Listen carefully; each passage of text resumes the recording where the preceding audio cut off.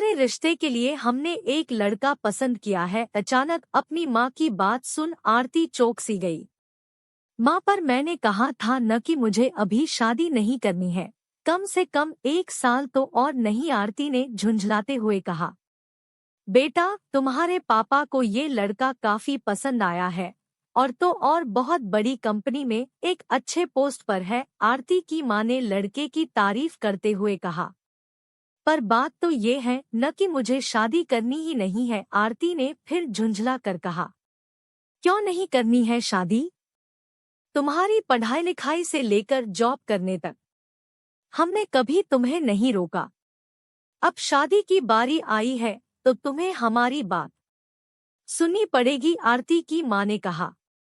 कितना अजीब है न, माँ बाप अपने बच्चों को पढ़ने लिखने जॉब करने की छूट तो दे देते हैं पर शादी जैसे मामलों में अपनी ही चलाते हैं, आरती ने गुस्से में कहा। तो हमने कब तुमसे तुम्हारी पसंद नहीं पूछी? कोई पसंद है तो बता दो, कितनी बार कहाँ पर तुमने कुछ बोला नहीं तो हमने अपनी पसंद का लड़का ढूंढ लिया। अपनी की बात सुन आरती चुप हो गई। जब उसकी जिंदगी में कोई था तो कभी बता नहीं पाई तो आज कैसे बताती जब वो शख्स उससे दूर हो चुका था। मन में अजीब उधेड़बुन लिए आरती अपने कमरे में चली आई। अपने मोबाइल पर वो सुहास की तस्वीर निहारने लगी। 3 महीने बीत गए थे, ना उसने सुहास से कोई बात की थी और ना ही सुहास ने उसे कोई कॉल या मैसेज किया था। सुहास और आरती 3 साल पहले मिले थे। दोनों ने अपने कैरियर की शुरुआत एक ही कंपनी में की थी। साथ काम करते करते दोनों में दोस्ती हुई और फिर प्यार। सुहास को बैंगलोर में एमएनसी में अच्छे पोस्ट पर जॉब मिल गई। उसे दिल्ली छोड़कर बैंगलोर शिफ्ट होना पड़ा। आरती और सुहास के बीच शहरों की दूरी तो आ गई थी पर उन्होंने अपने प्यार में कोई दूरी नहीं आने दी। शुरुआती महीनों में सुहास किसी न किसी मीटिंग के बहाने दिल्ली आता और आरती से भी मिलता। धीरे धीरे सुहास अपने जॉब में ज्यादा व्यस्त रहने लगा। उसे जल्द प्रमोशन पाने की धुन सवार हो गई थी। दिन भर की चैटिंग कम हो गई थी और देर रात की कॉल कम से और कम। बढ़ती दूरियों से तंग आकर आरती ने एक दिन सुहास को गुस्से में बहुत कुछ कहा। सुहास ने उसे समझाने की कोशिश की कि बस 3-4 महीनों की ही बात है और इससे उनका भविष्य भी सुरक्षित होगा। आरती अकेलेपन से तंग आकर गुस्सा तो होती और फिर सुहास के प्यार के सामने उसे मानना ही पड़ता। आरती ने इन सब के बीच अपने घर वालों को सुहास के बारे में कभी कुछ नहीं बताया। सुहास का प्रमोशन किन्हीं कारणों की वजह से कुछ महीनों के लिए और आगे टाल दिया गया। पिछले 4 महीने की मेहनत के बावजूद उसे सफलता हाथ नहीं लगी थी। उसे अब और ज्यादा मेहनत करनी थी। वो काम के बोझ तले चिढ़ता जा रहा था। दूसरी तरफ आरती के बार बार मैसेज और कॉल से वो और परेशान हो गया था। सुहास ने काम के दबाव में आरती से बातचीत करना कम कर दिया। आरती ने तंग आकर सुहास को कॉल किया और उससे अपने रिश्ते के होने ना होने के एहसास के बारे में पूछा। तुम आज मुझे बता ही दो, तुम्हें मुझसे बात करनी है या नहीं, आरती ने गुस्से में कहा। तुम सही में काम में व्यस्त हो या बात न करने का कोई बहाना है, आरती ने कहना जारी रखा।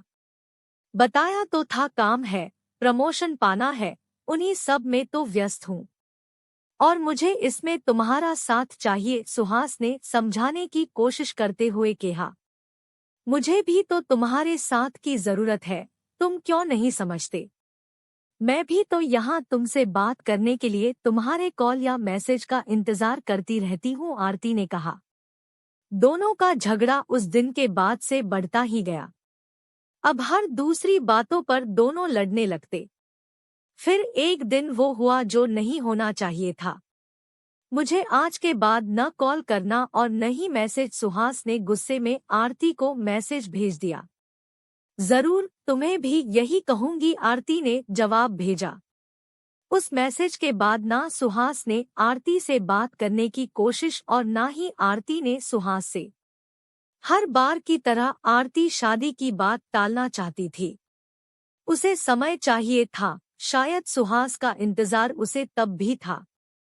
उसने अपनी तरफ से बात दोबारा करनी तो चाही पर कभी कर ना सकी।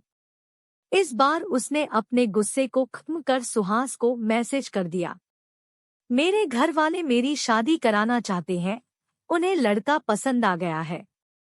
मैं किसी और से शादी नहीं कर सकती, जो हुआ उसके लिए मुझे माफ कर दो, तुम वापस लौट आओ। आरती अब सुहास के जवाब के इंतजार में मोबाइल हाथ में लिए बैठी रही।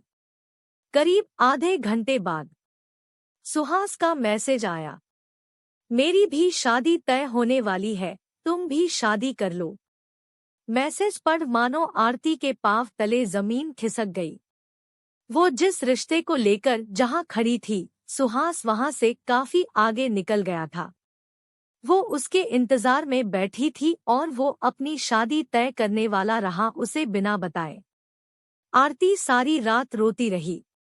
सुहास को गुस्से में बोले सारे शब्द उसे याद आ रहे थे।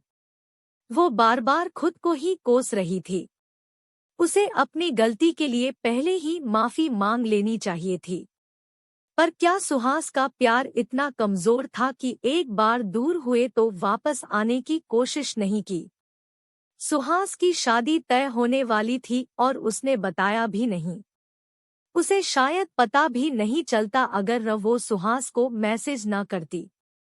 अगली सुबह होते ही आरती ने लड़के वालों से मिलने के लिए हामी भर दी। मां ने लड़के का फोटो दिखाना चाहा तो उसने मना कर दिया। रविवार सुबह मंदिर में मिलने का कार्यक्रम तय हो गया। आरती इसी आशा में थी कि शायद सुहास का मन बदल गया हो उसकी शादी की बात सुनकर और वो उससे मिलने आ जाए। पर वो गलत ही साबित हुई। सुहास ने ना कोई कॉल किया न मैसेज। आरती ने उस दिन साड़ी पहनी थी। मंदिर पहुंचकर उसे एक जगह बिठा दिया गया और उसके पापा लड़के वालों का स्वागत करने चले गए। कुछ देर बाद आरती की मां उसे लेने आ गई। आरती ने अपने मन को शांत किया, आंसुओं को अपने भीतर समेटा और झूठी मुस्कान अपने चेहरे पर लिए अपनी मां के साथ चल पड़ी। उसने अपना सर झुका कर रखा था। उसने पहली नजर में ध्यान से भी नहीं देखा कि कौन कौन आए हैं। अपना सर तो उठाओ, आरती किसी जानी पहचानी आवाज सुनकर आरती ने अपना सर उठाया तो सामने कोई और नहीं सुहास खड़ा था। उसे विश्वास ही नहीं हो रहा था कि सुहास अपने मम्मी पापा के साथ वहां मौजूद था। सुहास ने आरती से शादी की बात कुछ दिन पहले अपने घर वालों को बता दी।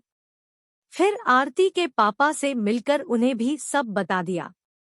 आरती जब ऑफिस में थी तो वो अपने मम्मी पापा की मुलाकात आरती के माता पिता से करवा दी थी। तुम्हें क्या लगा कि रिश्ता खत्म हो गया? झगड़ा मेरा या तुम्हारा हो सकता है, पर ये रिश्ता हमारा था, इसे कैसे खत्म होने देता? सुहास ने आरती हाथ अपने हाथों में लेकर कहा। आरती स्तब्ध थी और भावुक भी। क्या तुम मुझसे शादी करोगी? सुहास ने घुटनों के बल बैठकर आरती से पूछा तो आरती ने रिश्ते के लिए हामी भर दी।